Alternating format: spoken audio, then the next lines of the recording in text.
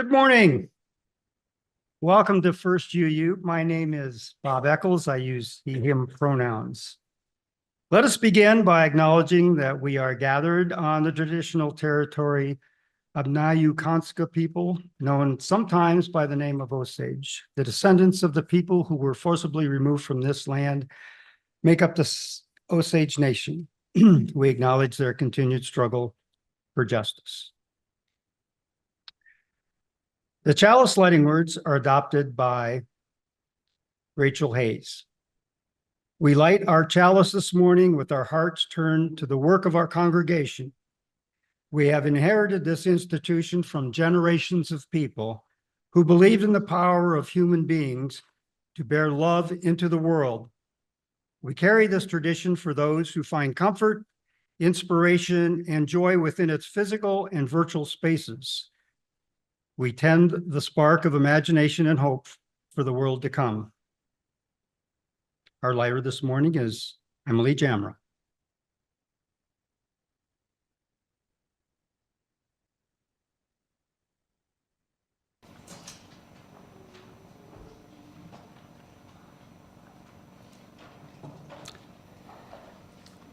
The opening words are by John Saxton. Listen, can you hear it? The Spirit is calling. It calls us in the silence and through the noise and the busyness of our daily lives. It calls us in the brightest of days and the darkness of night, in times of hope and despair. Listen, can you hear it? The Spirit is calling. It doesn't matter what you call it, for it has no name, and has many different names: the Spirit of life, the Spirit of love, the Spirit of compassion, the Spirit of hope, the Spirit of justice. Listen, can you hear it? The Spirit is calling. It's calling to you and me. It's calling us to greater wholeness, greater connection, greater service, greater love. It's calling us to heal the brokenness within ourselves, in others, and in the world. It's calling us to live more deeply. It's calling us to beauty. It's calling us to laugh and dance and sing. It's calling us to live through life's pain and sorrow. It's calling us to live courageously and kindly, to speak our truth in love, and to bend the moral arc of the universe toward justice. It's calling us into community. It's calling us into the greater life of all. Listen, can you hear it? The Spirit is calling. The song of the month of October, where our theme is the practice of deep listening, is Do You Hear? Number 112 in the Gray Hymnal. I invite you now to rise in body or spirit to sing.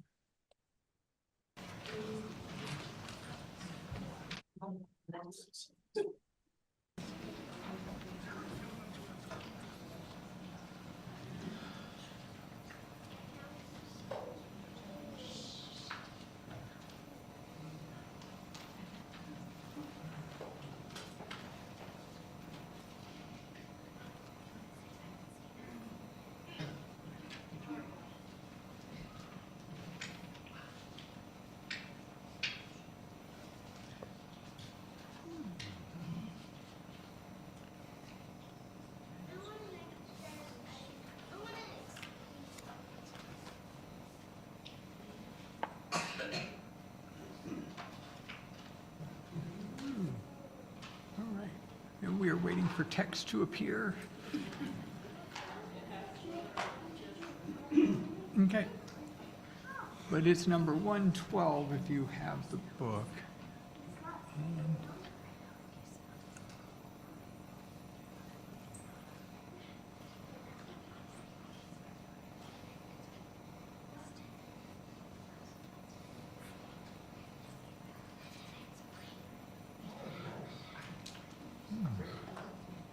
And oh, that's Chalice song. Shall we do it?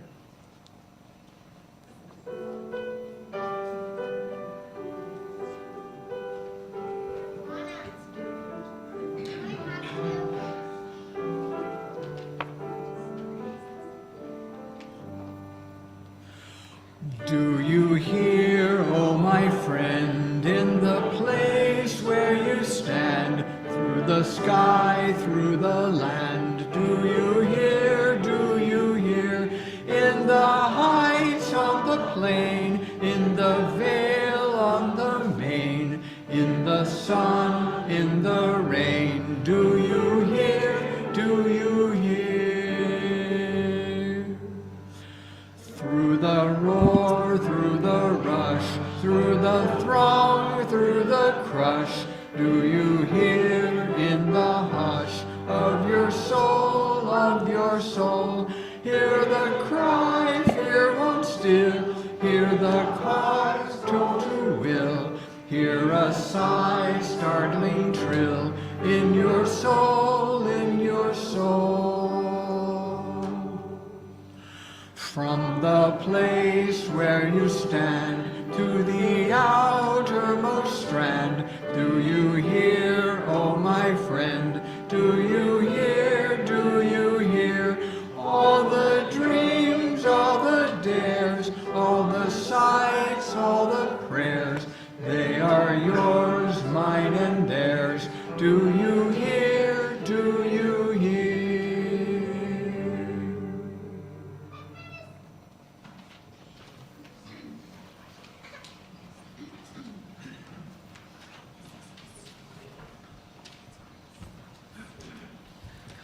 Good morning. My name is Jerome. I am the he who is the him who will be sharing with you that old apocryphal favorite, stone soup. Once upon a time, there was a great famine, which means there wasn't enough food to go around. The people in one small village didn't have enough to eat, and definitely not enough to store away for the winter. People were afraid their families would go hungry, so they hid the small amounts of food they did have. They even hid their food from their friends and neighbors. One day, a wandering soldier came into the village. He asked the different people he met about finding a place to eat and sleep for the night. "There's not a bite to eat in the whole county," they told him. "You better keep moving on." "Oh, I have everything I need," he said. "In fact, I would like to make some stone soup to share with all of you." He pulled a big black cooking pot from his wagon. He filled it with water and built a fire under it. Then he reached slowly into his knapsack and, while several villagers watched, he pulled a plain gray stone from a cloth bag and dropped it into the water. By now, hearing about the magic stone, most of the villagers were surrounding the soldier and his cooking pot. As the soldier sniffed the stone soup and licked his lips, the villagers began to overcome their lack of trust. "Ah," the soldier said aloud to himself, "I do like a tasty stone soup. Of course, stone soup with cabbage is even better." Soon a villager ran from his house into the village square holding a cabbage. "I have this cabbage from my garden," he said as he held it out for the soldier. "Fantastic!" cried the soldier. The soldier cut up the cabbage and added it to the pot. "You know, I once had stone soup with cabbage and a bit of beef, and it was delicious." The butcher said he thought he could find some beef scraps. As he ran back to his shop, other villagers offered bits of vegetables from their own gardens: potatoes, onions, carrots, celery. Soon the big black pot was bubbling and steaming. When the soup was ready, everyone in the village ate a bowl of soup, and it was delicious. The villagers offered the soldier money and other treasures for the magic stone, but he refused to sell it. He had many offers for a cot to sleep on that night. The next day, he traveled on his way.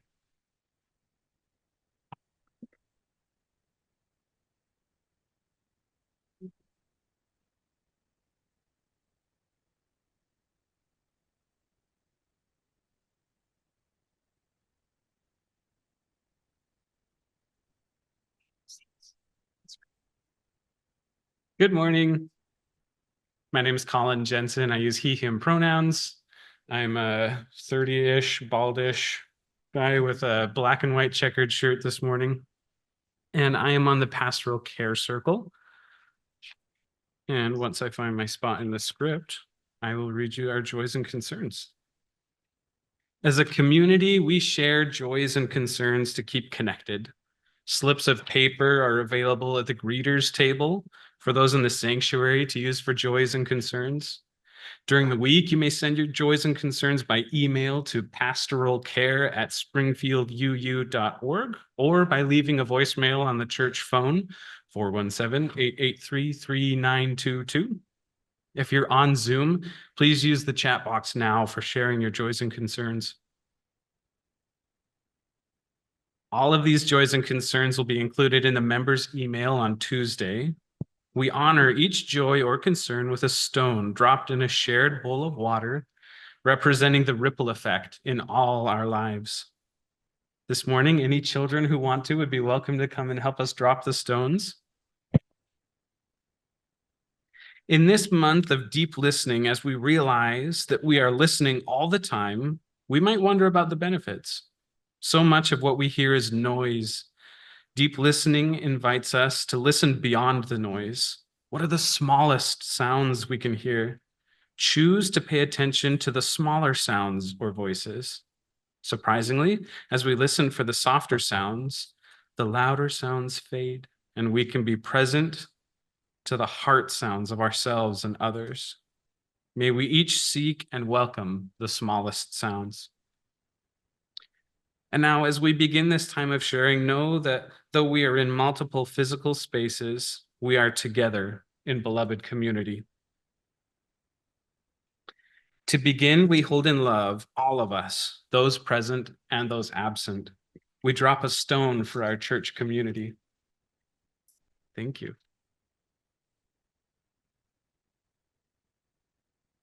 We honor the complex and heartbreaking struggles of our world.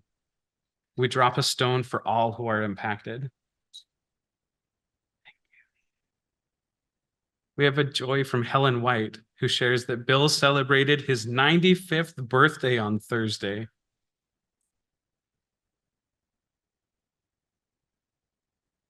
Good wishes are welcome, and there is cake to share. We drop a stone to say happy birthday, Bill.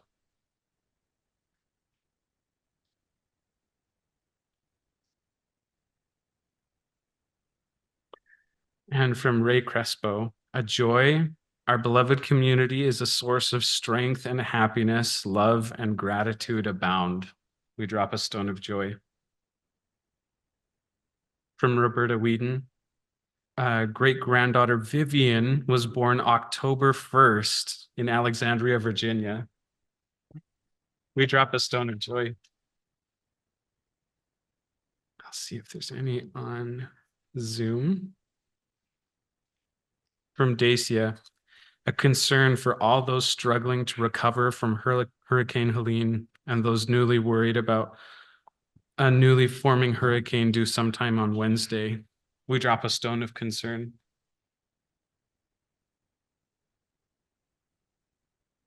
Those are all that I see. In closing, for those joys and concerns that remain unspoken, we drop a stone.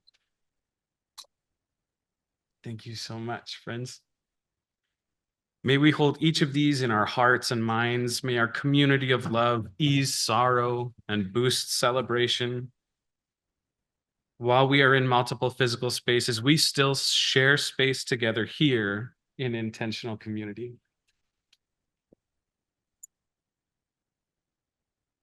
And now let us join together in 1 minute of shared silence, followed by Spirit of Life.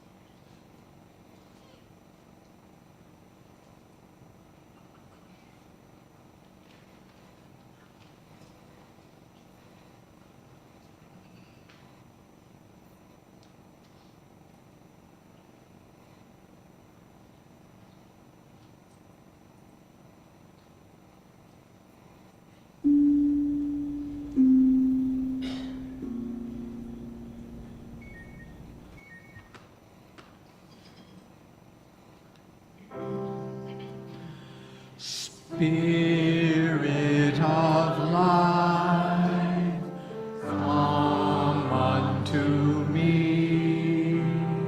Sing in my heart all the stirrings of compassion.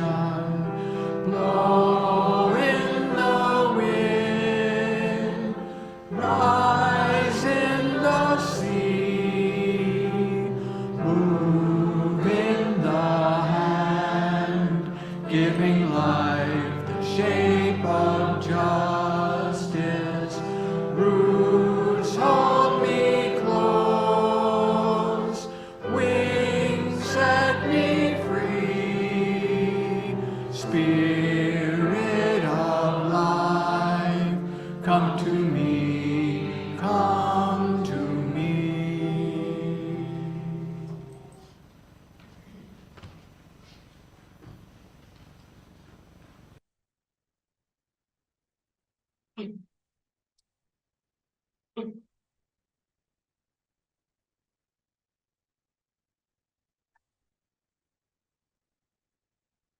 Good morning. I am Reverend Michelle Scott Huffman. My pronouns are she, her. I'm the minister here at First UU, and unfortunately for you today, the AV tech as well. So my apologies, not quite in advance because it's too late for that. I am a middle-aged woman with graying, short, spiky hair, and I'm wearing black pants and a black and white plaid shirt today. As we turn the corner to October, we turn our attention from ideas about invitation to ideas about deep listening, with an opportunity to listen to our past while also listening deeply for the future that is waiting to be built. The history of this congregation is one of building, and the legacy of those who have been integral in that history is one of being builders. Ray, remember when you asked me if I wanted a glass of water? I do, please. Thanks, Babs. This has been a congregation of builders, some of them literal builders of physical space, wielding drills and saws and pieces of lumber and drywall, with blueprints and all sorts of tools for building. It has also been a place for ideological builders, offering and exploring alternative belief systems that challenge the meta-narrative of religious and social conservatism that hangs over this area. Thank you.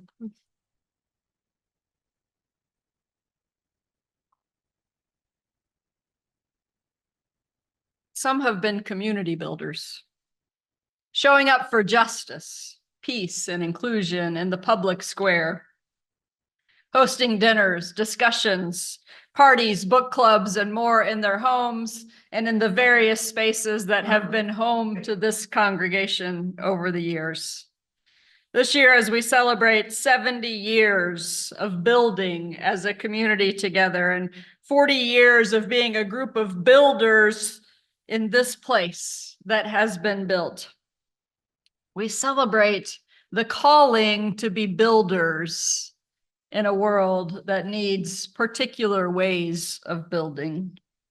When we look at these banners, we're reminded of the intention with which this space has been adorned over decades with the symbols of our unique faith.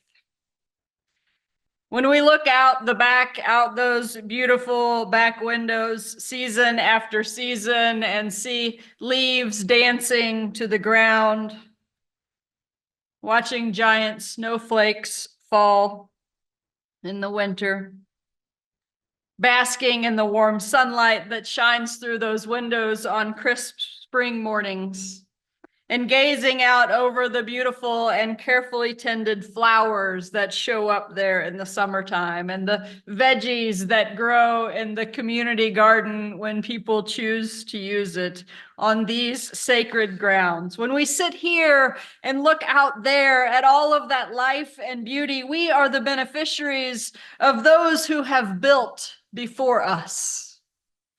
Built before us and built for us. Even though most of us who are sitting in this room today, they didn't know us. And certainly in the next 10 or 20 years, that will be true of nearly all the people sitting in this room, that the people who built it for us didn't know us. They couldn't have known our needs. They couldn't have known our passions, but they built with a faith that in building a space for liberal religious voice and spiritual practice in the Ozarks, that people would come and have a need fulfilled and would transform this community because they were transformed in this space. This realization is itself an invitation to us to dream today about the people who will sit in these seats next week and next year, and in the next decade, and 4 decades from now. It's an invitation to build something that serves us well now and is malleable enough to serve succeeding generations of UUs in the Ozarks. The UUA offers many wonderful curricular resources, more than we could ever use up, which is one of the many gifts of our participation in the wider UU community. One of these resources is a UU curriculum for adults called Building the World We Dream About. It's a communal exercise in developing anti-oppressive and multicultural habits and skills that lead us to build the multicultural world of beloved community that we dream about. I'm going to make a plug here for Lifespan Religious Education. Sunday school isn't for kids, friends. It is for kids. It's also for us. And we don't call it Sunday school. We call it religious education or faith formation. But you should know that at 10 o'clock on Sunday mornings, it is happening in a robust way in this building.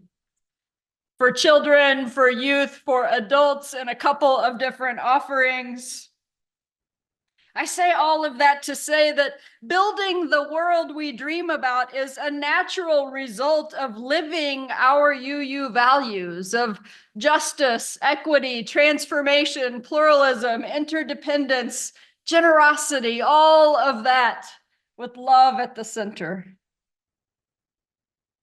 Friends, the world needs Unitarian Universalism and Unitarian Universalists. And here in the Missouri Ozarks, we have been entrusted to be the stewards of that tradition.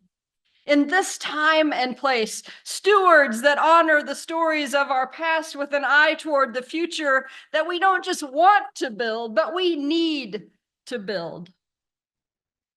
I spent most of the last 2 days in an event here in Springfield with historian, author, and public theologian Diana Butler Bass. She was talking about the rise of Christian nationalism in America. At the beginning of yesterday's session, she was sharing some demographic information from the 2023 Landscape of American Religion study. Dr. Bass noted with much enthusiasm that 1/2 of 1% of the US population that identify as Unitarian Universalists are thriving.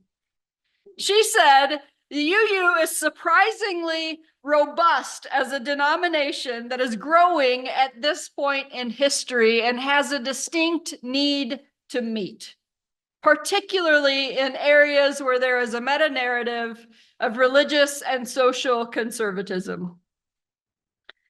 The world needs to know us.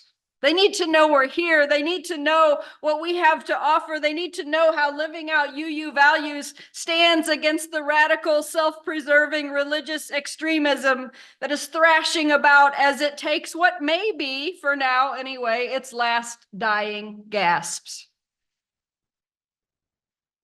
I recently heard someone say that by not actively and enthusiastically sharing the gift that is Unitarian Universalism and participation in such a congregation, we are doing everyone a disservice.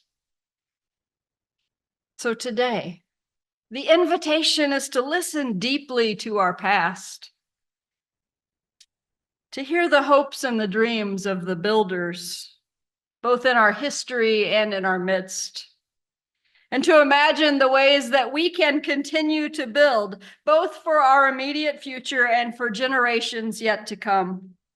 For all of us here today, that is an invitation to both giving and receiving. Reverend Dr. Sherry Prudhomme writes, in an era when it is becoming clear that industrialized nations under a system of global corporation-controlled capitalism need to change quickly and dramatically for the benefit of all life, we will be called to experience generosity, gratitude, and hope in new ways. In practicing generosity, gratitude, and active hope, we experience our interconnectedness, the ways that we are not isolated beings, but held in a vast web of connections and field of life, blessed by gifts beyond our own making. As we each think about the impact and the meaning of this space and this community in our own lives, and as a part of the greater Springfield story, let us think about how we are being called to experience generosity, gratitude, and active hope in new ways. And let us commit together to the work of ensuring a strong, healthy, and inviting Unitarian Universalism in Springfield, Missouri, for many more decades. May it be so. Blessed be, and amen.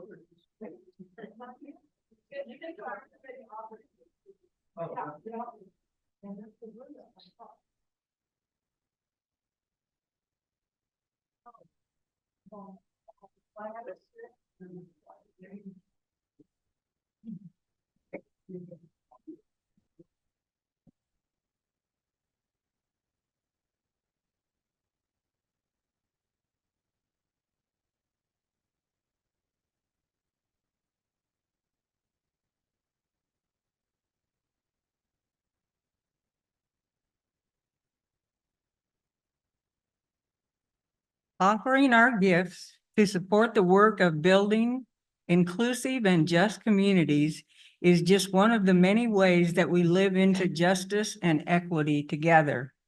Some of us have much to give and some have little, and together it is enough. We are enough to work together for a world where every human can live their best and most authentic self. If electronic giving is your preferred method, or if you are on Zoom, virtual giving options are available via our website, springfielduu.org. The offering is A Great Community with words by Michelle Scott Huffman set to a tune by Martin Luther, performed by the choir.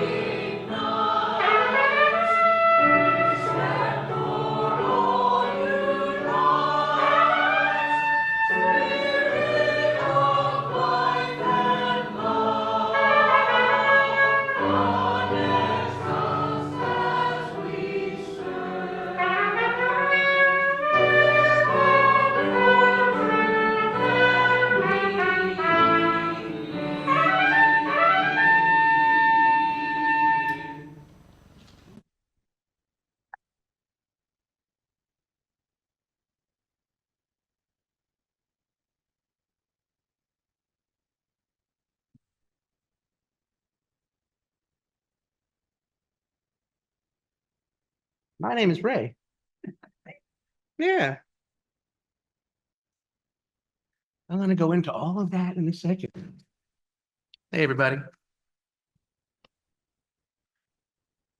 I think we have a slide moment here. So, my name. Oh, hi, everyone. Hey, how you doing? Sorry about that weird offertory moment. That's on me. My name is Ray Crespo. I use he, him pronouns. Today I'm wearing a smile as well as blue pants and a blue golf shirt. I went to my brother's wedding this past September 21st, and he made us all get blue suits. And I had no idea how much it was going to match. I mean, I look like a blueberry. I love it. I'm going to try to keep it brief. I think Michelle said some really wonderful things, and the theme is, I know we want to get to eat some good food and spend time with our friends, but I do have a message that's I hope to deliver just once this year, and I'm very excited for it. So please bear with me. As the theme for today is remembering the past and building our future. And as Michelle beautifully described in the message, I think we have a wonderful past to remember. And the First UU congregation here is fantastically old and storied. We started with a humble meeting in April of 1953 with 26 people in the Springfield area who were interested in Unitarianism. Modern Unitarianism was based in rationalism, the recognition of universal religion, scientific methods and ideas, and ethically aimed at the higher affirmations of Christianity. In December of 1954, the Springfield Unitarian Fellowship was chartered by the American Unitarian Association. The group met in people's homes. Take a look at the next slide. That's you, Michelle. There you go. So that's the land there, and that's who we are standing right now. And then the next slide is some of the early locations where we met. Members' homes. Now, the Walnut Street Inn at the time was a member's home. Ha, fantastic. If you've ever stayed there, it's fantastic and beautiful. And also met at the YMCA. They also met at the Laborers and Hod Carriers, but I could not find what that is. And I could not find, it's long gone. Long gone. It's now, I think, a really bad car place. You know, it's like one of the many car places that is owned by some random person. So that was 70 years ago this year. So our congregation dates from before the Unitarians and Universalists merged. Our congregation is older than UU itself. It was forged through a desire, as Michelle mentioned, and as the people talked at the very beginning, through a desire for something different, something rare in the Ozarks, a place and voice for liberal religion. And over the past 7 decades, we have maintained our voice and our strength. So 40 years ago, the congregation invested in a building. We go to the next slide, and we are sitting in today. The investment was tremendous. It's so funny. I thought it was going to go forward on my computer as well. Buying the land, designing, contracting, volunteering, painting, sweating, financing, the next slide here, and making this place possible. Our sanctuary, our home. Let's go to the next one. I think it's really cool. You see what we're sitting in right now before it was finished. And then the next page has our beautiful home where we are sitting right now. We're here because of the dedication that our congregation has shown through the decades. The past is worth remembering every time that we come into this building, and the past is why we're able to be here today, and it's inexorably intertwined in our future.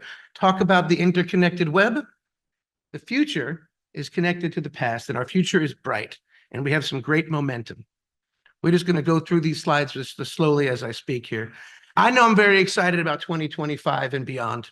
We're expanding our community engagement. We've renewed the Social Action Committee, turned our attention to justice for climate, housing, race, LGBTQ, and electoral justice. The Interfaith Alliance has First UU at the table, and our commitment to that group is strong. The cold weather shelter continues to be a focus, and we'll be reaching out to volunteers over the winter.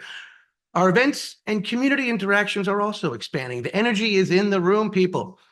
Our religious education, as mentioned by Michelle, has been expanded and attention is growing.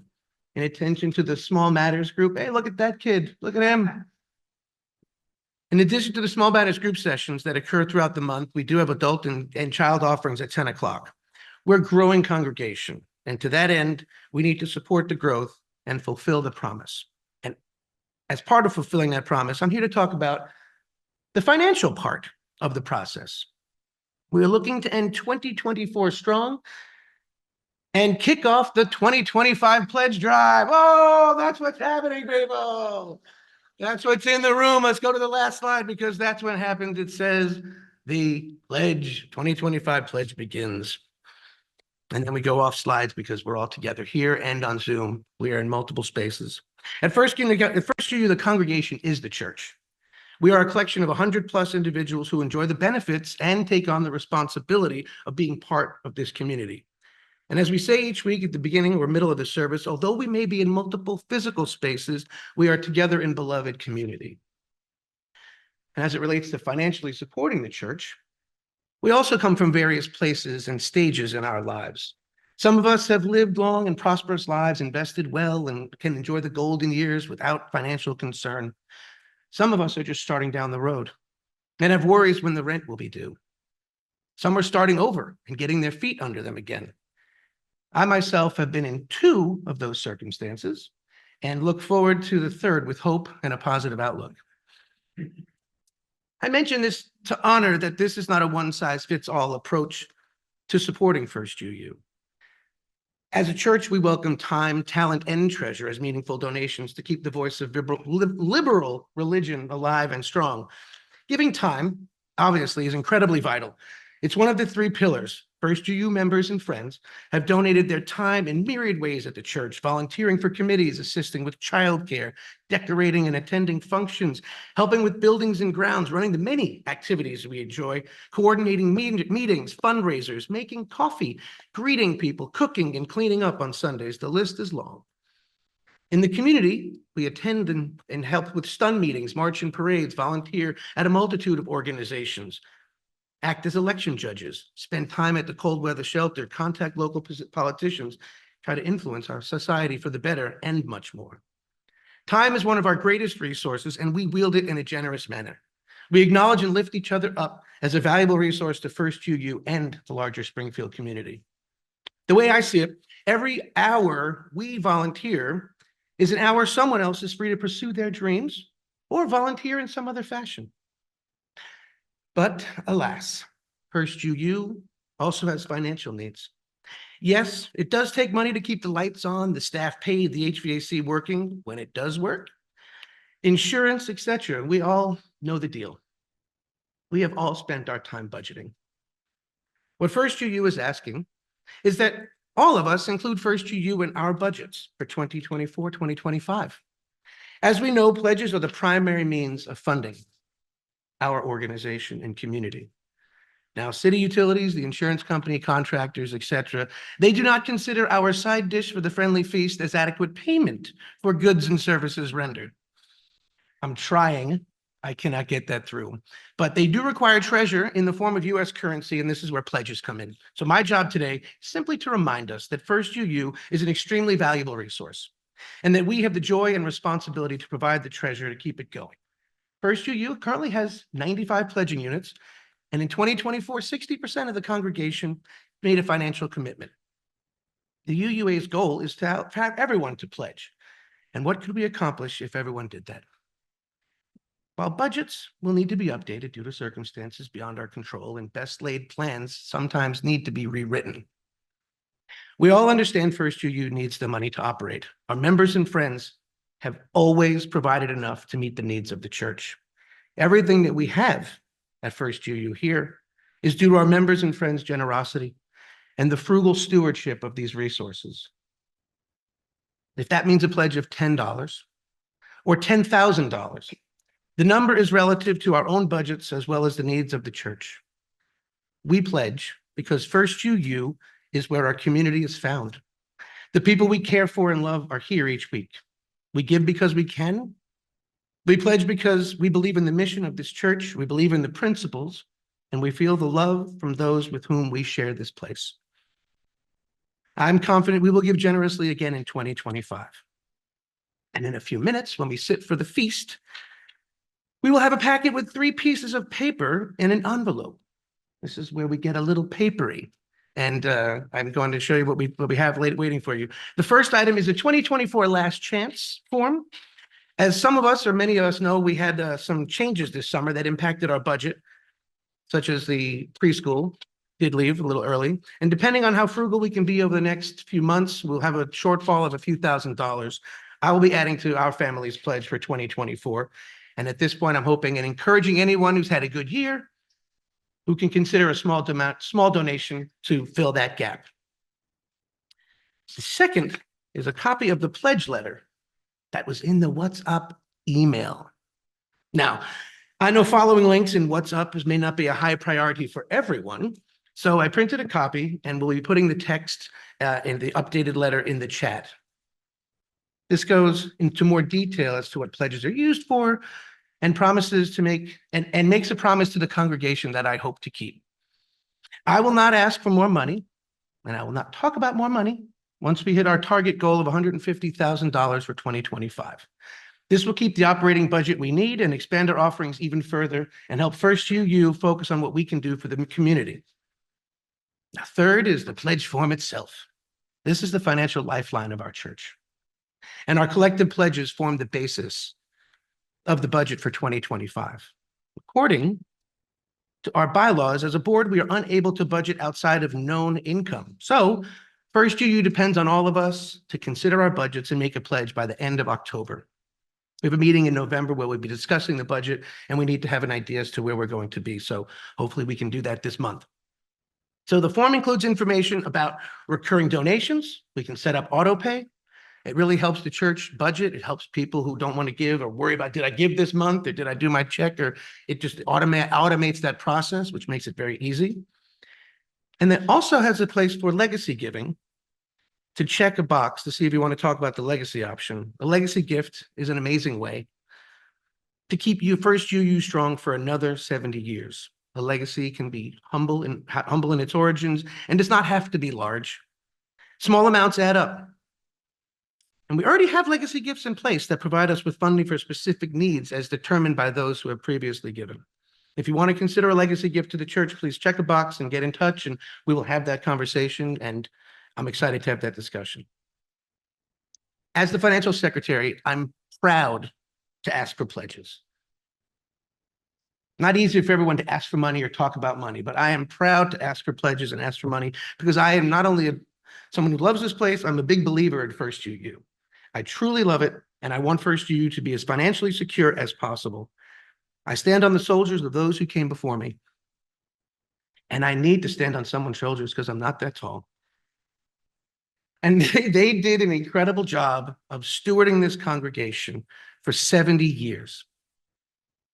First UU is a special place. I would like to thank all of us who came before us and who will continue to support First UU, a voice for liberal religion in the Ozarks. Thank you for listening.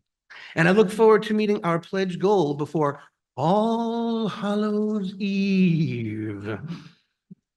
Now, to provide some perspective on First UU, we do have two people who would like to speak to the congregation. I'll be announcing them and then they'll come up and speak. The first is Jim Broadstreet. The second is Amber Attaway. Jim Broadstreet is one of the founding members of our congregation. Well, I'm not, but Oh, as close to a founding member as we can get. All right, I'm going with it. Jim Broadstreet is almost a founding member of our congregation, but you were a vital part of a team that built the building we are sitting in.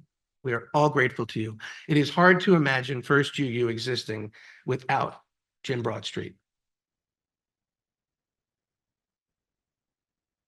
Now, the second, we also have a lot of great people who've been here we could clap all day. We have a lot of great people who've been here for a long time, people who are celebrating, and I really do want to make sure that we think of everyone as we go through this day. But the second person speaking is Amber Attaway. Now, I'm a relatively new member, and so is she. We actually joined on the same day. So, but she's a very active member, one of my favorite people in the community, and so she'll be speaking after Jim. So without further ado, ladies and gentlemen, Mr. Jim Broadstreet.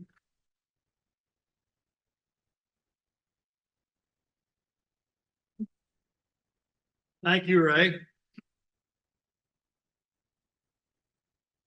First of all, I gotta say, happy birthday, Bill. You are a couple months older than I, and I respect my elders. I've been allotted 2 to 4 minutes to present to you what this organization has meant to me for the last 67 years. I'll do my best and dispense with my favorite UU jokes. Obviously, Unitarianism and UU have been a huge part of my 95 years of life. Since early 1958, when I joined the Unitarian Fellowship of Springfield as a 30-year-old newcomer here, there have been never-ending changes in the world, in our species, in this society, and me. It's the nature of things. We each have our reason why this society fills our needs. Some of you dig spiritualism. That's an inside joke to some of you. And I love you. I myself have gone from being a mild atheist who did not dig spiritualism to being now a confirmed anti-theist. Your society, excuse me.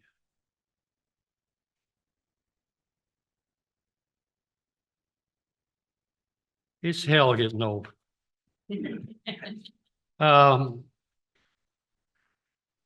bless your hearts, you have not excommunicated me yet.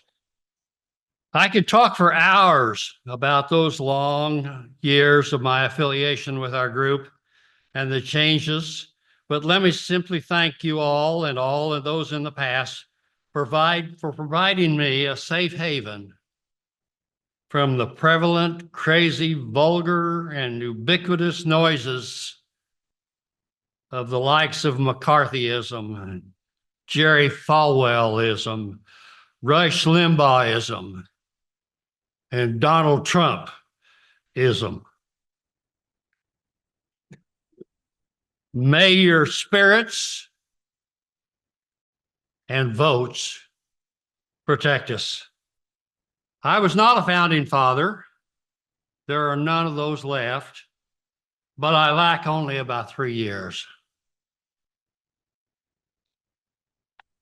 Now, I'm not seeking your praise, or hell, maybe I am a little bit, but my mark can be seen all around in your building, from design, from cube table plant stands, walnut cabinets and furniture, all of which has given me great pleasure.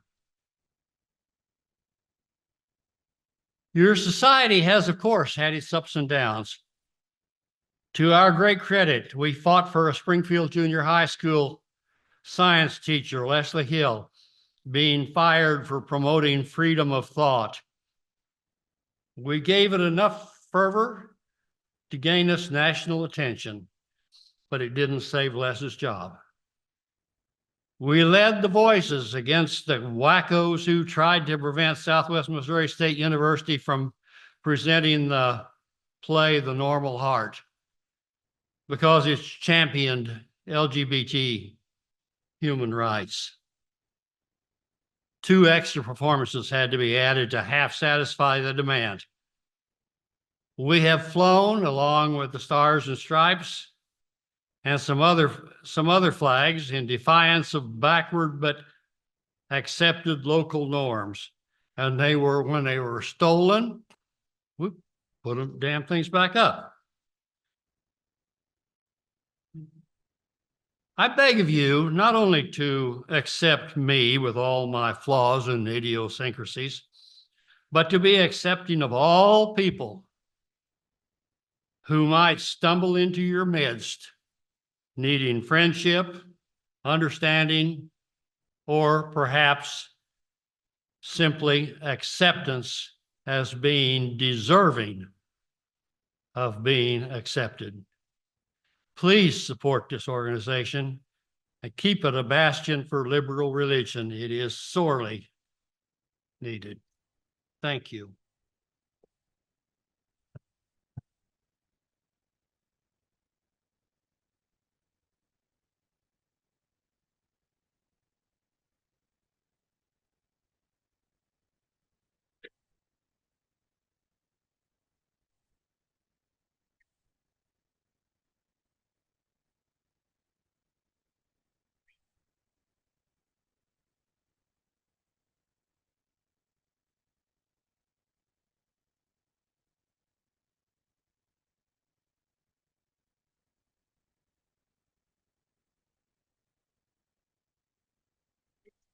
Oh.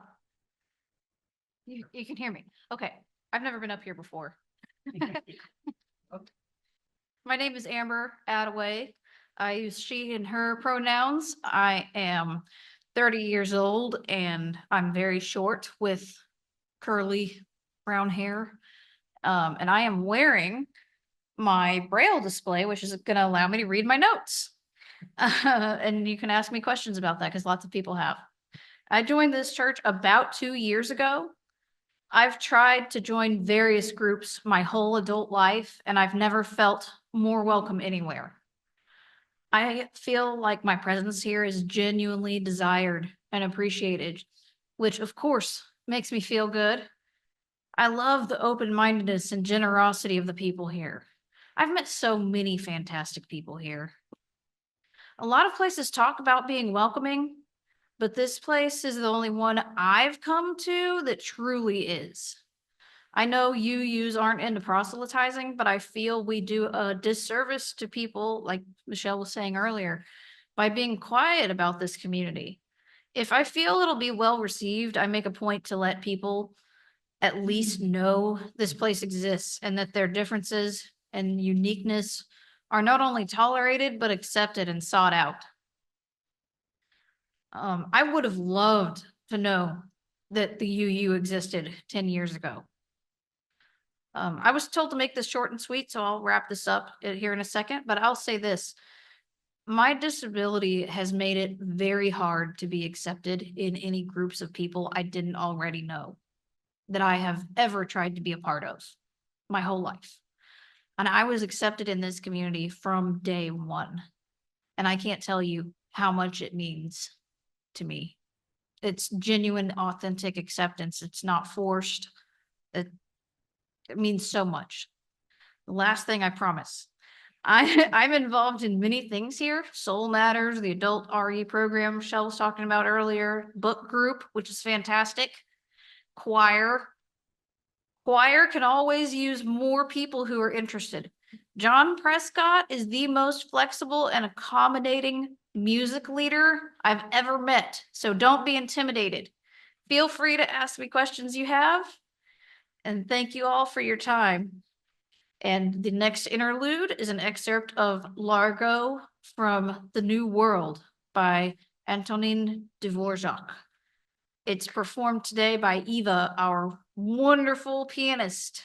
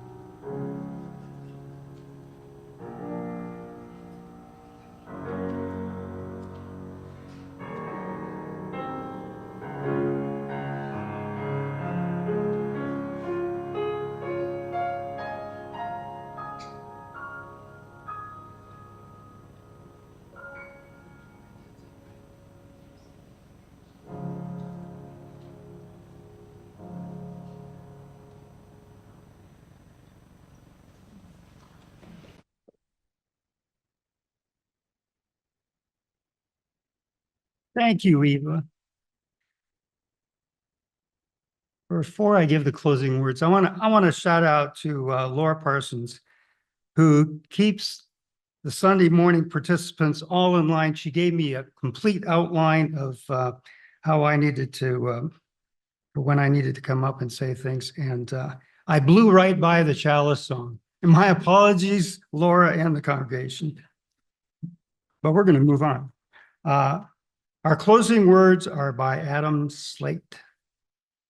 We end our gathering with gratitude for camaraderie, shared wisdom, goodwill, and support that we extend to each other within this community.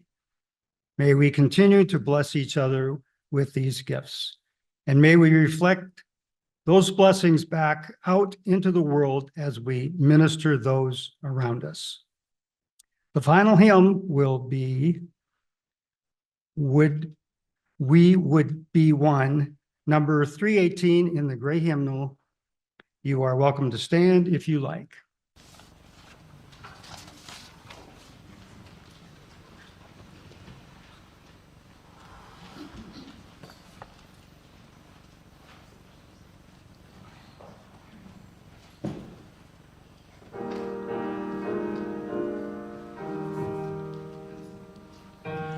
We would be one as now we join in singing our hymn of love to pledge ourselves anew to that high cause of greater understanding of who we are and what in us is true. We would be one in living for each other to show to all a new community. We would be one in building for tomorrow, a nobler world than we have known today. We would be one in searching for that meaning which binds our hearts and points us on our way. As one we pledge ourselves to greater service with love and justice, strive to make us free.